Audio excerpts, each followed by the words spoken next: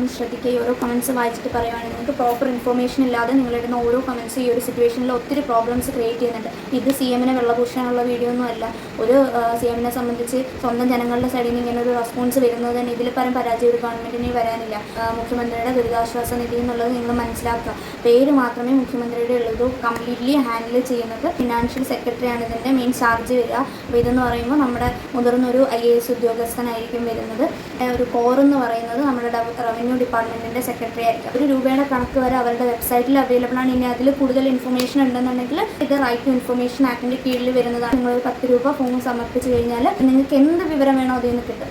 ഇപ്പോൾ എൻ്റെ വീട്ടിലാണെങ്കിൽ എല്ലായിടത്തും അത് തന്നെയാണ്. മുഖ്യമന്ത്രിയുടെ നിധിയിലിടരുത്, അത് അങ്ങേര് കൊണ്ടുപോകും എന്നൊക്കെയാണ് പറയുന്നത്. പക്ഷേ ഇപ്പോഴത്തെ ഒരു ടൈമിൽ ആ ഒരു ഫണ്ട് എന്ന് പറയുമ്പോൾ നമുക്ക് ഏറ്റവും കൂടുതൽ അത്യാവശ്യമുള്ളതാണ്. അപ്പോൾ ഇന്ന് നിങ്ങൾ വിചാരിക്കുന്ന കണക്ക് ഇത് CMനെടുത്ത് മോളുടെ കാര്യത്തിനോ അങ്ങയുടെ കാര്യത്തിനോ ഒന്നും യൂസ് ചെയ്യാൻ പറ്റത്തില്ല. അതിന് ഒരു പ്രോപ്പറായിട്ടുള്ള ഒരു അറേഞ്ച്മെൻറ്റ് ഉണ്ട്. ഇപ്പോൾ ഫണ്ട് ഒരു 3 ലക്ഷത്തിന് മേളിലുള്ള ഫണ്ടാണെന്നുണ്ടെങ്കിൽ അത് ക്യാബിനറ്റിൻ്റെ വരെ സൈൻ ഉണ്ടെങ്കിൽ ഇത് എടുക്കാൻ പറ്റുള്ളൂ. പിന്നെ നിങ്ങൾ അതിൻ്റെ സീരിയസ്നെസ് എന്താണെന്നുള്ളത് നിങ്ങൾ ഇപ്പോഴെങ്കിലും അത് മനസ്സിലാക്കുക. ഒരു മിസ്ബിലീവിൻ്റെ പ്രശ്നമാണ്. ഇപ്പോൾ എല്ലാവർക്കും ഇത് അറിയണം എന്നില്ല. അപ്പോൾ മാക്സിമം നിങ്ങളിത് അറിയിക്കുക. എങ്ങനെയൊക്കെയാണ് കാര്യങ്ങൾ, ഇതിൻ്റെ ഫംഗ്ഷനിങ് എനിക്ക് ഇങ്ങനെയാണെന്ന് നിങ്ങളത് എല്ലാവരും, നമ്മളുടെ കേരളത്തിലുള്ള എല്ലാവരും ഇത് അറിയുക. ഇത് അറിഞ്ഞിട്ട് നിങ്ങൾക്ക് താല്പര്യമുള്ളവർക്ക് നിങ്ങൾക്ക് സഹായിക്കുക എന്താണെന്ന് വെച്ചാൽ ചെയ്യാം.